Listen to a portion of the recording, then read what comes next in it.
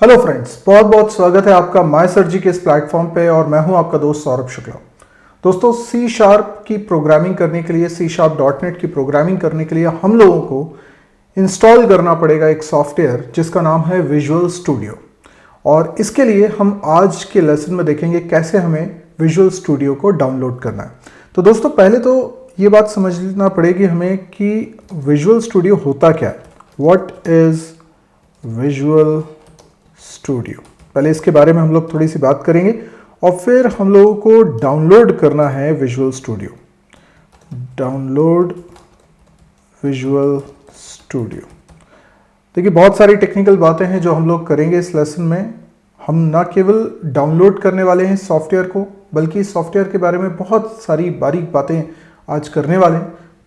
कुछ बातें, मैं कहूँगा 80% बातें आपको समझ में आ जाएंगी, 20% बातें over the period of time आपको धीरे धीरे करके समझ में आएंगे, बिकॉज वो थोड़े से प्रोग्रामिंग में आपकी मैच्योरिटी की डिमांड रखता है, थोड़ा सा एनवायरनमेंट के बारे में समझ आपकी डेवलप करता है। हालांकि मैं ये मान के चल रहा हूँ कि अगर आप ये कोर्स कर रहे हैं तो इसके पहले आपने कोई ना कोई प्रोग्रामिंग लैंग्वेज ज़रूर पढ़ के रखी होगी, तो कुछ बेसिक टर्मोलॉजीज आपको पता होंगी। तो ठीक है, हम लोग एक एक करके बातचीत करते हैं। हाँ, फिर ये डाउनलोड होने के बाद अगला काम रहेगा इंस्टॉल करना, पर वो सब हम आगे के लेसन में देखने वाले हैं। आज का हमारा जो मेन फोकस है वो इन्हीं दो चीज़ों पर है कि what is visual studio and we have to download visual studio. तो चलिए शुरू करते हैं इसको। सबसे पहले तो व्हाट इज़ विजुअल स्टूडियो, तो मैं आपको बता दूं कि विजुअल स्टूडियो एक IDE है, ठीक है ना। It is IDE। IDE का मतलब क्या होता है? Integrated development environment. ये उन सॉफ्टवेयर को बोला जाता है जो सॉफ्टवेयर आपको एक सिंगल स्क्रीन प्रोवाइड करते हैं, जिसका इस्तेमाल करके आप किसी प्रोग्रामिंग लैंग्वेज में न केवल कोडिंग कर सकते हैं, बल्कि उसी सिंगल स्क्रीन पे वो तमाम फीचर्स भी हासिल कर सकते हैं जिनका उपयोग करके आप उस प्रोग्रामिंग को एडिट कर सकें, आप उसको कंपाइल कर सकें, आप उसको डिबग कर सकें, आप उसको एक सॉफ्टवेयर में तब्दील कर सकें। यानी सॉफ्टवेयर डेवलपमेंट की प्रक्रिया को आसान बनाने के लिए IDE सॉफ्टवेयर हमें मिलता है, जो एक सिंगल स्क्रीन यानी एक सिंगल इंटरेक्शन यूजर को प्रोवाइड करता है, प्रोग्रामर को प्रोवाइड करता है, सिंगल इंटरफेस प्रोवाइड करता है, जिसपे सारे के सारे फीचर्स जो कि सॉफ्टवेयर डेवलपमेंट करने के लिए रिक्वायर्ड हैं वो सब एक ही जगह इंटीग्रेट करके, इकट्ठा करके आपको मुहैया कराए जा रहे हैं। तो इस तरीके से जो IDE सॉफ्टवेयर, अब आप लोगों ने इससे पहले कौन सी लैंग्वेज सीखी? मान लीजिए C सीखी है, C++ सीखी है, तो आपने हो सकता है टर्बो IDE का इस्तेमाल करा हो, या कोड ब्लॉक्स IDE का इस्तेमाल करा हो, या आप लोगों ने में से कुछ लोगों ने जावा कर रखी हो तो शायद इक्लिप्स का यूज़ करा हो, या नेटबीन्स का यूज़ करा हो। तो बहुत सारे इस तरीके से IDE मार्केट में हैं, अलग अलग। कुछ IDE ऐसे हैं जो किसी पर्टिकुलर प्रोग्रामिंग लैंग्वेज को सपोर्ट करते हैं, कुछ पर्टिकुलर IDEs हैं जो मल्टीपल प्रोग्रामिंग लैंग्वेजेस को सपोर्ट करते हैं। ऐसे बहुत सारे IDEs हैं जिनके अपने अपने फीचर्स हैं, प्रॉस एंड कॉन्स हैं। Visual studio is one of the best IDE in the world. Yes, जितने भी IDE मार्केट में हैं उनमें से सबसे अच्छे अगर कुछ IDEs का नाम हम लेंगे तो वो नाम में एक नाम विजुअल स्टूडियो का जरूर आएगा। तो विजुअल स्टूडियो क्या है? एक IDE है। और इसे किसने बनाया है? तो इसे बनाया है माइक्रोसॉफ्ट ने। माइक्रोसॉफ्ट, इसलिए कई जगह पर हम इसका नाम पूरा पूरा बोलते हैं माइक्रोसॉफ्ट विजुअल स्टूडियो, ठीक है। दूसरी बात, इसका इस्तेमाल हम क्या करते हैं? विजुअल स्टूडियो का इस्तेमाल क्या करते हैं हम लोग? इसमें प्रोग्राम्स बनाते हैं, ठीक है। आप साइमल्टेनियसली अगर नोट्स बनाना चाहें तो नोट्स बना सकते हैं। जो मैं बात बोल रहा हूं पॉइंट वाइज लिख सकते हैं। पहला पॉइंट हमारा हो चुका है कि IDE होता है विजुअल स्टूडियो, माइक्रोसॉफ्ट ने बनाया। दूसरा पॉइंट आप लिख सकते हैं, it is used to develop computer programs. मतलब इसकी मदद से हम कंप्यूटर प्रोग्राम्स बनाते हैं, वेबसाइट्स बना सकते हैं, वेब एप्लीकेशंस बना सकते हैं, वेब सर्विसेज बना सकते हैं, इवन आप मोबाइल एप्लीकेशन भी बना सकते हैं, और भी कई तरह की application, cloud application, IoT application भी हम इसकी मदद से बना सकते हैं। तीसरा पॉइंट हम लिखेंगे, it is developed by Microsoft. हालांकि मैं बात में बोल चुका हूं, लेकिन it is developed by Microsoft. चौथा पॉइंट, विजुअल स्टूडियो के कई सारे वर्जन्स मार्केट में आ चुके हैं, ठीक है ना। हम लोग इस बारे में अलग वीडियो में चर्चा कर चुके हैं, जिसमें हमने हिस्ट्री पढ़ी सी शार्प की, .NET फ्रेमवर्क की और विजुअल स्टूडियो के बारे में। लेकिन अभी हम स्पेसिफिकली विजुअल स्टूडियो की बात कर रहे हैं। विजुअल स्टूडियो के कई सारे वर्जन में जो अभी मैं वीडियो रिकॉर्ड कर रहा हूँ, मार्च 2020 चल रहा है इस समय। अभी जो लेटेस्ट वर्जन विजुअल स्टूडियो का है वो है विजुअल स्टूडियो 2019। तो 2019 का ये वर्जन है जो लेटेस्ट है। और अगर आप अपने कंप्यूटर में इसको इंस्टॉल कर रहे हैं, जैसे मैं यहाँ पर लिख देता हूँ विजुअल स्टूडियो 2019, ये अभी लेटेस्ट है, ठीक है। अब आप अपने कंप्यूटर पर अगर इंस्टॉल कर रहे हैं तो आपके कंप्यूटर पे कौन सा ऑपरेटिंग सिस्टम होना चाहिए, ठीक है। तो अगर आपके कंप्यूटर में विंडोज ऑपरेटिंग सिस्टम है तो मिनिमम आपके कंप्यूटर में होना चाहिए विंडोज 7, अगर आप विजुअल स्टूडियो 2019 को इंस्टॉल कर रहे हैं तो। और ऑब्वियसली आप लेटेस्ट कर रहे होंगे और ज़्यादातर लोगों के पास विंडोज 7 या उसके आगे के वर्जन्स होंगे। इसके पहले के वर्जन्स के लिए आपको विजुअल स्टूडियो के पुराने वर्जन्स में से किसी को डाउनलोड करना पड़ेगा। तो विजुअल स्टूडियो के लिए आप विंडोज 7 या लेटर वर्जन, यानी आप चाहे विंडोज 8 की बात कर लें या विंडोज 10 की बात कर लें, आप इनका भी इस्तेमाल कर सकते हैं, ठीक है। ये विंडोज सर्वर पे भी काम करेगा, विंडोज सर्वर 2012 R2 या उसका लेटर वर्जन्स के लिए भी ये काम करेगा। आप विजुअल स्टूडियो को मैक पे भी यूज कर सकते हैं, यस, मैक OS, यानी कि मैं बात कर रहा हूं एप्पल के प्रोडक्ट्स की, एप्पल के लैपटॉप या डेस्कटॉप सिस्टम्स की। वहां पर जो ऑपरेटिंग सिस्टम होता है दैट इज मैकिंटॉश, तो उसको हम शॉर्ट में बोलते हैं मैक OS।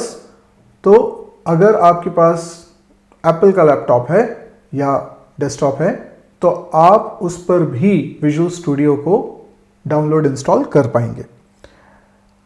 हाँ, लेकिन अब जब हम बात करें स्टेबल रिलीज की, तो क्या होता है, वर्जन्स आते हैं, कंपनी लॉन्च करती है एक नया वर्जन, पहले उसका बीटा वर्जन आता है, वो जो रिलीज होती है वो अनस्टेबल होती है, यानी कि उसमें अभी बग्स हैं, उसमें काफ़ी दिक्कतें हो सकती हैं। तो वो एक तरह से टेस्टिंग फेज में ही चल रहा है। तो एक वर्जन एक समय पर आके स्टेबल हो जाता है, यानी अब उसमें काफ़ी समय दे चुके हैं, कम्युनिटी ने उसने बग्स निकाल दिए थे, उसको फिक्स कर दिया है। अपडेट्स तो लगातार चलती रहती हैं, लेकिन वो स्टेबल रिलीज की हम बात करते हैं। तो ये जो स्टेबल रिलीज आया था विजुअल स्टूडियो 2019 का लेटेस्ट वाला जो मैं बता रहा हूं, वो आया था जनवरी 14, 2020 को, ठीक है। यानी 2020 में ही, जनवरी 2020 में ये विजुअल स्टूडियो का स्टेबल रिलीज आया था। और स्टेबल रिलीज का ये जो वर्जन नंबर था वो है 16.4.3, ठीक है। बिल्कुल स्टेबल रिलीज। अभी हो सकता है आप इस वीडियो को बाद में देखें तो ये चीज़ें आगे बढ़ चुकी हों। ओके, अब ये जो विजुअल स्टूडियो बना है ये खुद सॉफ्टवेयर किस लैंग्वेज में बना है, तो it is developed in C++ and C#, ठीक है। C++ एंड C# लैंग्वेज में ये बना हुआ है। अच्छा, इसको अगर आप यूज़ कर रहे हैं तो आपको क्या चाहिए, आपको चाहिए इट रिक्वायर्स .NET फ्रेमवर्क। तो विजुअल स्टूडियो के लिए आपको क्या चाहिए, .NET फ्रेमवर्क आपको चाहिए, ठीक है। तो .NET फ्रेमवर्क कैसे आएगा वो सब बातें हम लोग अभी करते हैं। आप विजुअल स्टूडियो को, अभी आप बोलेंगे कि .NET फ्रेमवर्क माइक्रोसॉफ्ट का है, आप लोगों ने सुन रखा है, तो ये तो विंडोज मशीन पे है। और अभी मैंने आपको बोला कि विजुअल स्टूडियो को हम मैक ऑपरेटिंग सिस्टम पे भी डाउनलोड इंस्टॉल कर सकते हैं। तो फिर यहाँ पे आपको थोड़ा सा कंफ्यूजन हो सकता है, तो उस कंफ्यूजन को मैं थोड़ा दूर कर देता हूँ पहले। तो you can install visual studio on Mac OS as well, ठीक है। लेकिन .NET फ्रेमवर्क आपको मैक पे नहीं मिलता। अभी .NET फ्रेमवर्क क्या है, it is again a software है जिसमें बहुत सारे प्रोग्राम्स हैं जिनका अपना कुछ पर्पज़ है, जो कि रिक्वायर्ड होगा डॉटनेट एप्लीकेशंस को रन करने के लिए और डॉटनेट एप्लीकेशंस को बनाने के लिए हमारे पास विजुअल स्टूडियो होगा। तो ये जो डॉटनेट फ्रेमवर्क है, डॉटनेट फ्रेमवर्क, ये सॉफ्टवेयर केवल विंडोज के लिए है, इज ओनली फॉर विंडोज। यानी मैक ओएस पे डॉटनेट फ्रेमवर्क नहीं होता।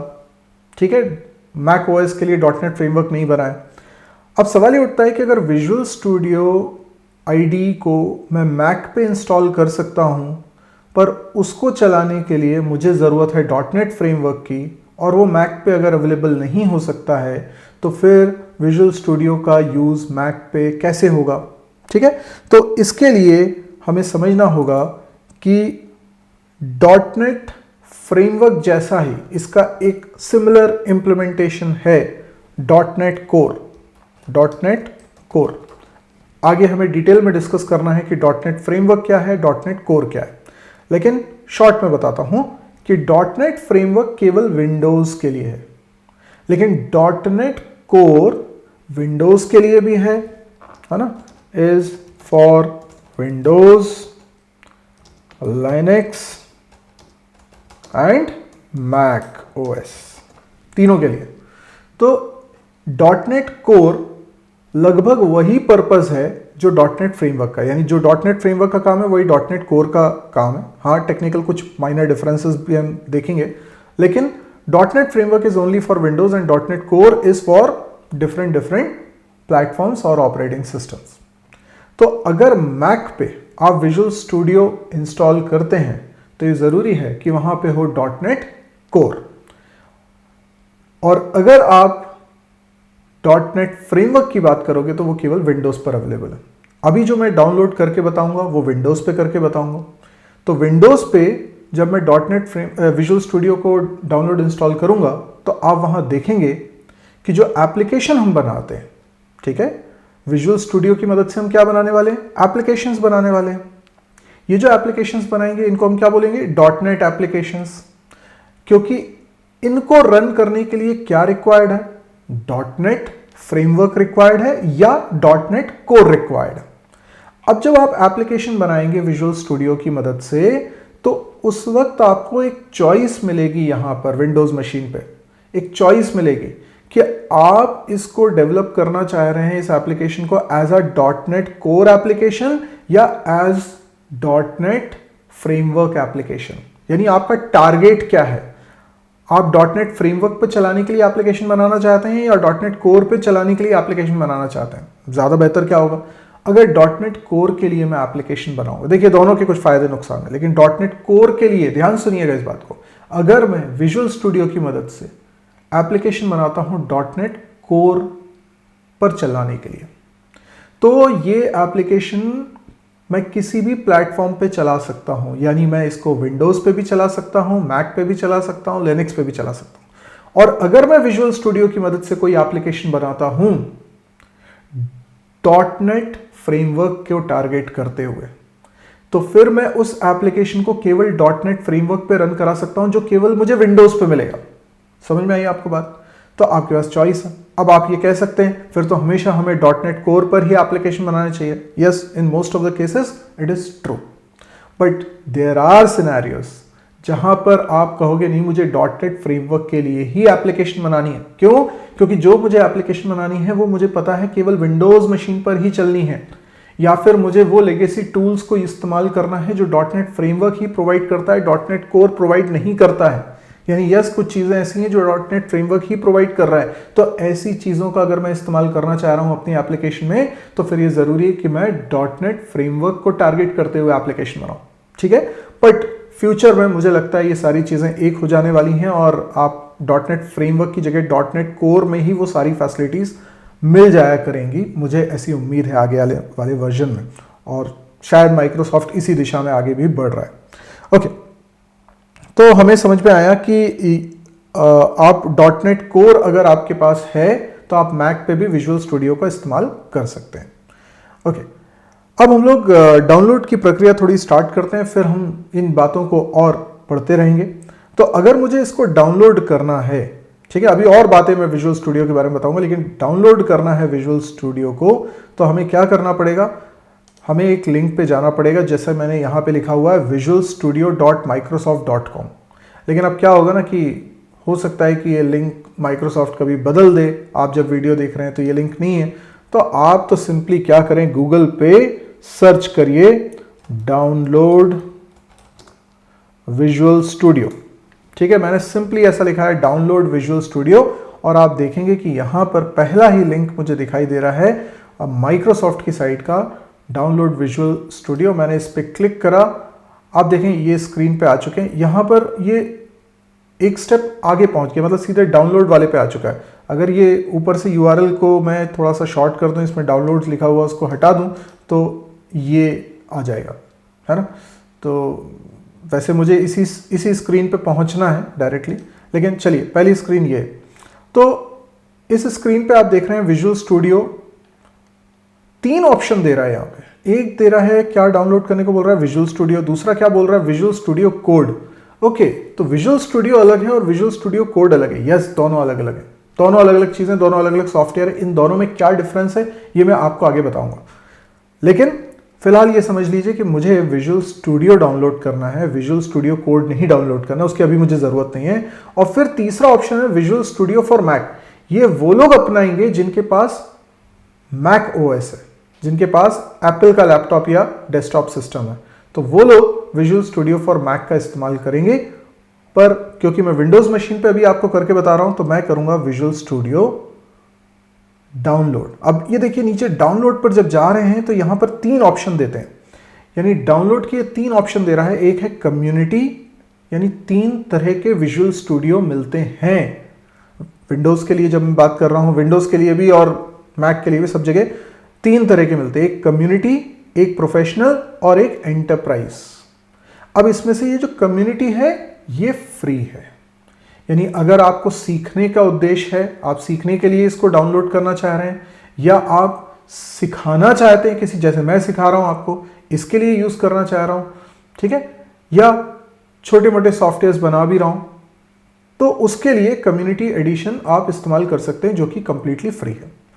लेकिन अगर आपकी कंपैरेटिवली बहुत बड़ी नहीं लेकिन स्मॉल ऑर्गेनाइजेशन है, टीम में काम करना चाह रहे हैं, तो आपको फिर इस बात की इजाजत नहीं है, आपको पेड सॉफ्टवेयर लेना पड़ेगा, दैट इज प्रोफेशनल, और उसमें आप सॉफ्टवेयर बनाएंगे। इसमें आपको कुछ एडिशनल फैसिलिटीज भी मिलेंगे, पेड भी है। फिर एंटरप्राइज, उससे भी बड़ी बड़ी ऑर्गेनाइजेशन को जो बहुत एंड टू एंड सॉल्यूशंस चाहते हैं, उन लोगों के लिए थोड़ा और महंगा सॉफ्टवेयर है एंटरप्राइज वाला। तो ये प्रोफेशनल और एंटरप्राइज दोनों पेड है और कम्युनिटी वाला फ्री है। पहले इसको एक्सप्रेस एडिशन बोला करते थे। तो मैं इस पर क्लिक करने वाला हूं। तो जैसे ही मैं इस पर क्लिक करता हूं, आप देखिए एक नई स्क्रीन पे आ गए। Thank you for downloading visual studio, your download will start shortly. आप नीचे देख सकते हैं कि डाउनलोड होना स्टार्ट हो चुका है। ये कोई बहुत बड़ी फाइल नहीं है, मैं आपको बताऊं, ये बस कुछ MB की फाइल है। अभी मैं इसको ओपन कर सकता हूं। अभी मैं इसको सबसे पहले शो करता हूं फोल्डर में, ठीक है। मेरे फोल्डर में बहुत सारी फाइल्स भी होंगी, तो अभी आप बाकी सारी फाइल्स को इग्नोर करिए और सिर्फ इस फाइल को देखेंगे। तो इस फाइल का साइज बहुत ही कम है। इस फाइल का साइज क्या बता रहा है ये? इस फाइल का साइज ये बता रहा है, आप देखिए, इस फाइल का साइज है 1.32 MB। तो आप सोचेंगे अरे इतना छोटा सॉफ्टवेयर, तो नहीं, ऐसा नहीं है। आप जिसको डाउनलोड कर रहे या कर चुके हैं, ये सिर्फ इंस्टॉलर है। आपने इसको डाउनलोड किया, अभी जब इसको रन करेंगे तब आपको इंटरनेट कनेक्शन की जरूरत पड़ेगी। अभी तो ये फाइल आई है आपके पास, इस पर डबल क्लिक करूंगा तो ये रन होना स्टार्ट होगा, और जब ये रन होगा तब आपको इंटरनेट की जरूरत होगी, क्योंकि ये on the fly basis server से चीजें डाउनलोड करेगा। यस, इसे तो बहुत मेमोरी की जरूरत पड़ेगी अभी। तो ये तो सिर्फ इंस्टॉलर है, ये तो बस शुरुआत करेगा। तो एक्चुअल में डाउनलोड आपने अभी सिर्फ किसको किया है? इंस्टॉलर को। इंस्टॉलर जब चलाएंगे तब सारे जो चीजें, सॉफ्टवेयर वगैरह जो चाहिए, वो सब कुछ बाद में अभी इंस्टॉल होगा, सीधे इंस्टॉल होगा ऑन द फ्लाई बेसिस, ठीक है। तो अब यहाँ पर आप देख सकते हैं इसके बहुत सारे फीचर्स वगैरह भी आपको मिल जाएंगे, और वो भी हम देख सकते हैं, ठीक है।